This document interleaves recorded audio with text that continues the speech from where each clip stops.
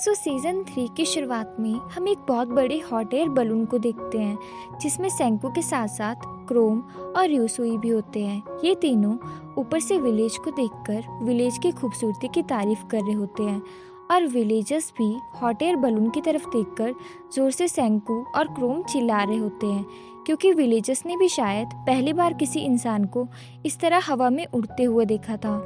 र्यूसुई सेंकू को बोलता है कि सेंकू, क्रोम और बाकी सभी विलेजर्स 21st सेंचुरी से नहीं है ना। सेंकू बोलता है कि हाँ, ये वो लोग हैं जो हजारों साल पहले उस रोशनी की वजह से पत्थर नहीं बने थे।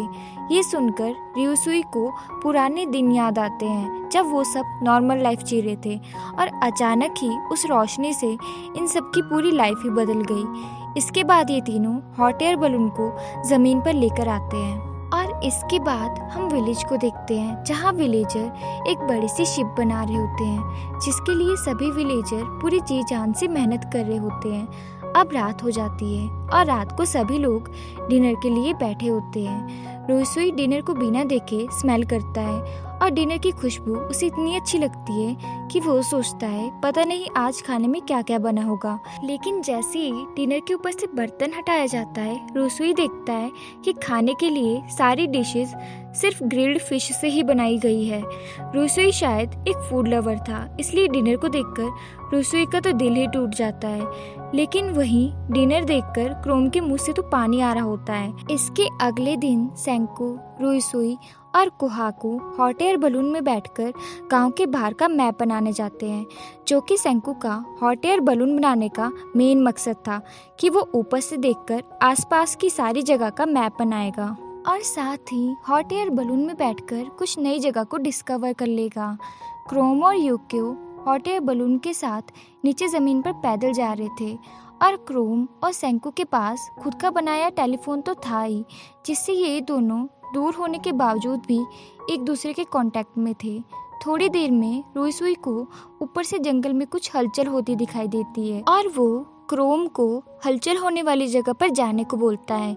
क्रोम और यूक्यो को उस जगह पर जाकर एक बकरी दिखाई देती है जिसका यूक्यो शिकार कर लेता है ताकि आज फिर उन्हें खाने में सिर्फ फिश ही खाने को न मिले। और सेंकू का ऐसे ही पूरा दिन मैप बनाने में निकल जाता है। सेंकू का मैप देखकर गांव के एल्डर्स भी उससे इम्प्रेस हो जाते हैं, क्योंकि उन्होंने आज तक इतना डिटेल्ड मैप कभी नहीं देखा था। वहीं र्यूसुई आज बहुत ज़्यादा खुश था क्योंकि उसे आज बहुत टाइम बाद खाने में फिश के अलावा बकरी का मीट मिला था। अगले दिन सेंकू, र्यूसुई और कोहाकू कुछ न्यू चीज़ें डिस्कवर करने जाते हैं, जहां र्यूसुई कोहाकू को बोलता है कि ये विलेज इसलिए ग्रो नहीं कर पाया क्योंकि यहाँ फूड की कमी है, जिस पर कोहाकू बोलती है मेरे पैदा होने से लेकर आज तक ये विलेज कुछ खास बड़ा नहीं हुआ है। यहाँ हर साल बहुत से लोग कम फिशिंग होने की वजह से मारे जाते हैं और यहाँ हम एज अ ऑडियंस समझ सकते हैं कि विलेजर्स आज तक सिर्फ ज़्यादातर फिशिंग पर ही डिपेंड रहे हैं। खैर, सेंकू यहाँ बोलता है कि विलेजर्स ने अब बहुत फिशिंग कर ली, अब एग्रीकल्चर करने का टाइम आ गया है। और इसके बाद सेंकू सभी को एक जगह ले जाता है जहाँ बहुत सारा अनाज सेंकू ने अकेले ही उगाया होता है और अब ये अनाज पक चुका था और इसकी कटाई का वक्त भी आ गया था।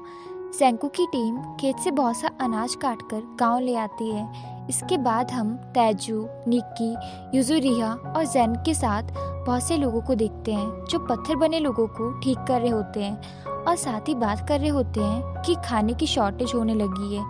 अगर सभी लोगों को पत्थर से ठीक किया गया तो खाने की बहुत ज़्यादा शॉर्टेज हो जाएगी। कि तभी यहाँ कोहाकू बहुत सारा अनाज लेकर आती है और सबको बोलती है कि खाने की अब कोई टेंशन ना लो, अब हम ज़्यादा से ज़्यादा अनाज उगाएंगे।